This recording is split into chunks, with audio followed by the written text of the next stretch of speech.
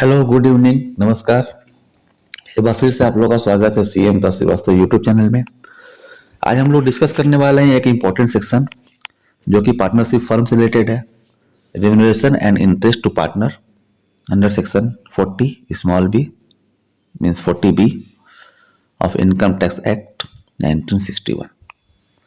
Section 40B क्या बताता है? Section 40B determines the maximum amount of remuneration and interest on capital payable to a partner under income tax act.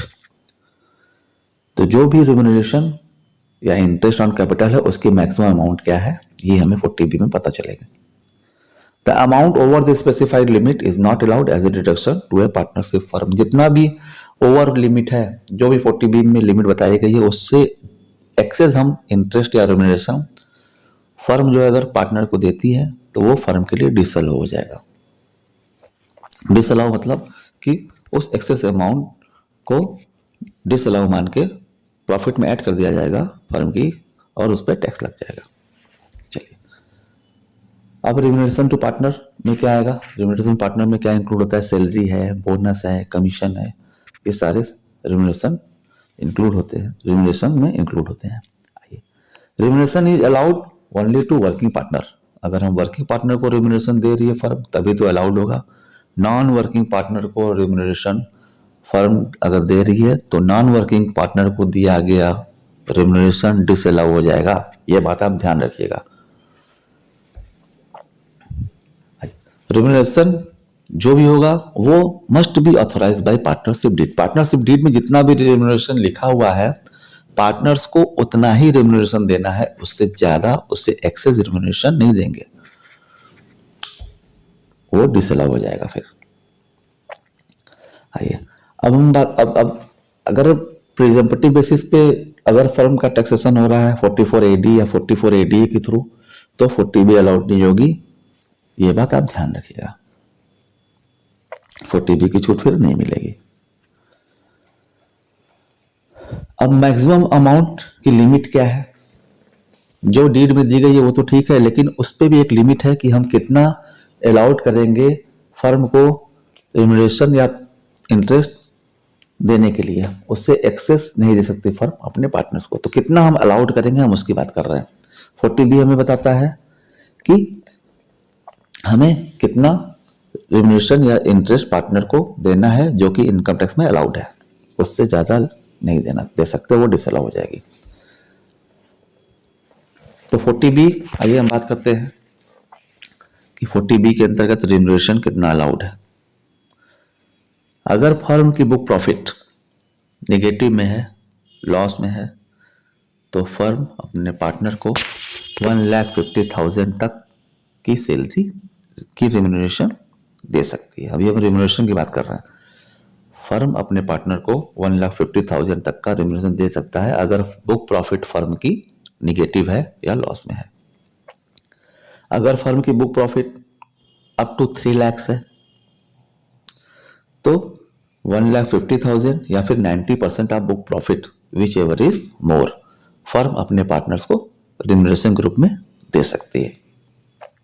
अगर firm की book profit above 3 lakh है, 3 लाख से ज्यादा है, तो एक्सेस अमाउंट ऑफ 3 लाख मतलब 3 लाख से जितना भी अमाउंट ज्यादा है उस अमाउंट का 60%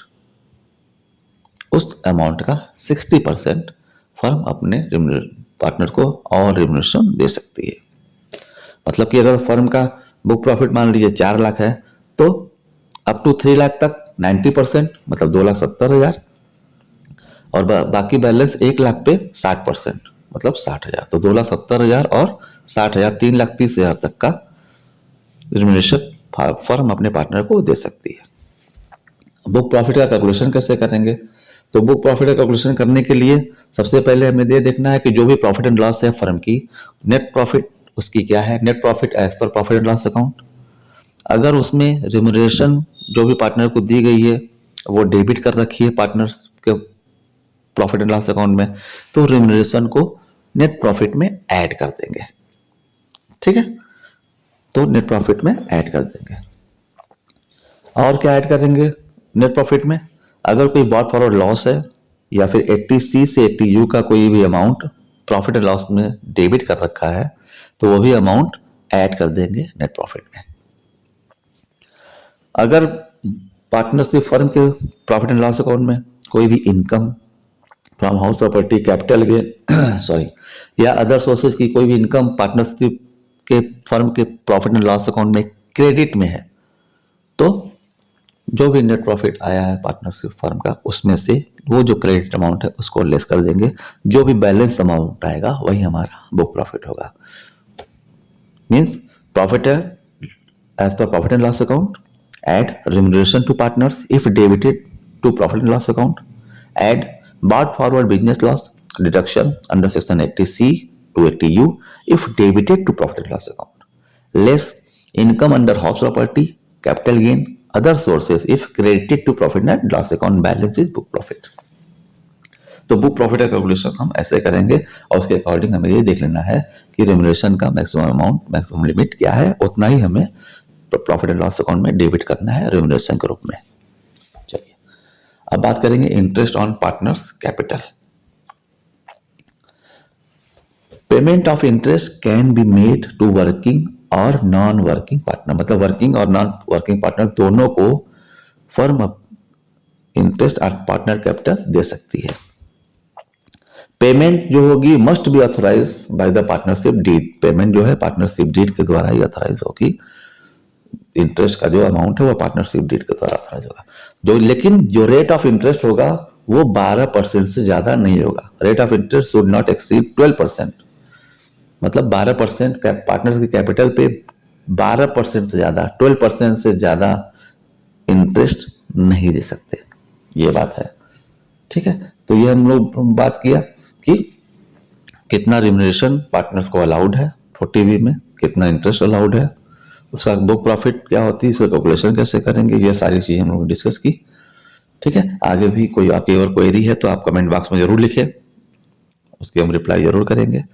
और कोई अगर आपको टॉपिक है जो आपको टॉपिक पे कुछ नॉलेज चाहिए तो आप जरूर उसको कमेंट बॉक्स में लिखें और फिर हम ऐसे ही अच्छे अच्छे section, important section income tax के आपको बताते रहेंगे, आपकी हेल्प करते रहेंगे। मेरे वीडियो को शेयर, लाइक और सब्सक्राइब करना ना भूलें चैनल को। Thank you so much, bye bye.